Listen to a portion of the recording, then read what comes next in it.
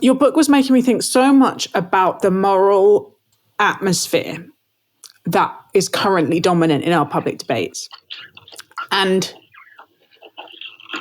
how,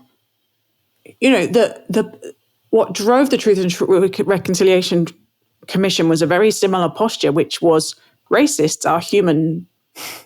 People who perpetrated violence against people of color under apartheid are human, and they need to be held accountable to their actions, but they also need to be healed and reconciled with our community. Otherwise, we as a nation cannot move forward.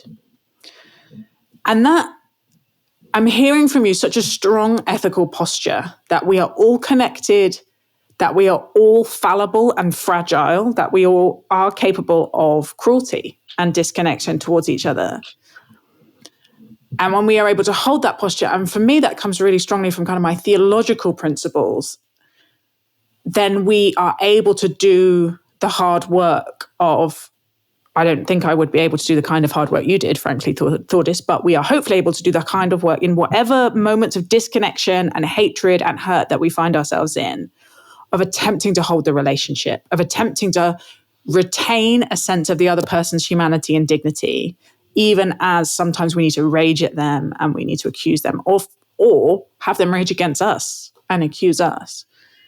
Do you see the loss of that in public debate, our desire to go, okay, you're a racist, you're done, or, that our desire to externalize evil into other people or groups of people and shut them away from us, rather than hold that really painful truth that we're all implicated in this stuff?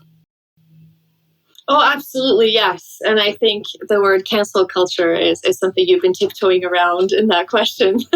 Absolutely. It's a complicated phrase, right, that I sometimes feel, but that certainly seems to be let's just name it very clearly. There is a lot of suspicious around the possibility of forgiveness and change. Mm-hmm. That's the bit that seems to be missing, that if someone is genuinely repentant or as Tom was, apologetic, that should be enough. There's a sense of like people's identities get fixed in the worst things they've ever said or done. Mm-hmm. And that I am very nervous of, whatever you call it. Right.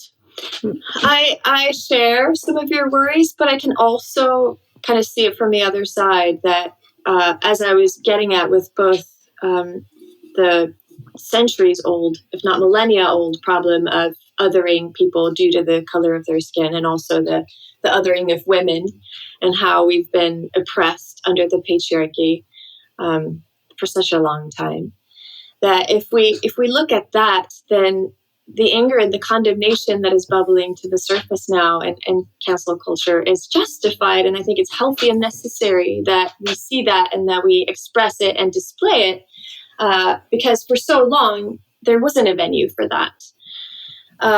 However, I also have sat with the question and been quite unnerved with how we should then move on from there.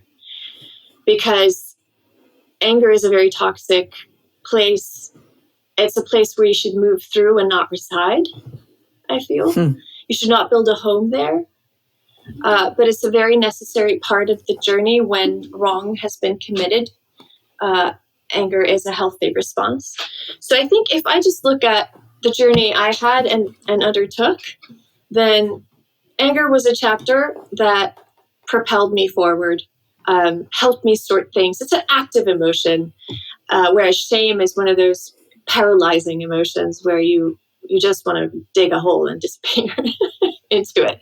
While anger makes you rebel. Anger is the driving force behind all revolutions. It's what changes the world so many times. But it's not good for the human condition to live there. Do not make a nest in your anger. But that's what I see in the public discourse now is we're struggling to move beyond that. And we're not ready to enter the realm of forgiveness or to have that conversation oftentimes, and certainly not in the public discourse. And I'm hoping that we can find our way there one day. I hope that we're moving in that direction because, again, no one will walk through this life without fucking up. No one will walk through this life without transgressing or hurting other people. Again, differences in degree. It may not be sexual assault, but we will all absolutely violate someone else's boundaries in some way, shape, or fashion. We will all make mistakes. We will all do something that ends up impacting another human being deeply. And we have to be able to learn from that pain. I think that's why we're put on this earth, essentially. I think that's how we grow. And we're stifling growth if we're not letting people move through pain, if we're keeping them there because we're angry. Then that is also a self-indulgent thing to do, to keep someone in anger, to imprison them there for our own, to sort of like get an outlet for our own anger. And that's why I felt weirded out, for the lack of a better word, when people said that I didn't have a right to forgive the person who assaulted me. Wow. I felt that was a very strange position to take, because if you look at it long and hard, it's not essentially about my healing. It is about their anger. So I'm like, wait a second. Do you want me to heal, or do you just want to stay mad?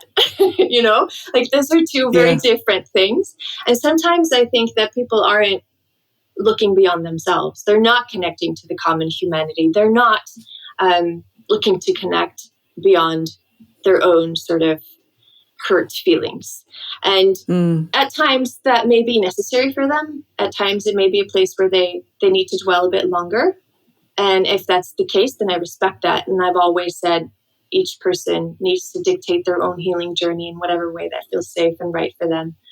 But yeah, for that to be the reason to judge someone else's way of moving through pain is where I seriously question people's motivations.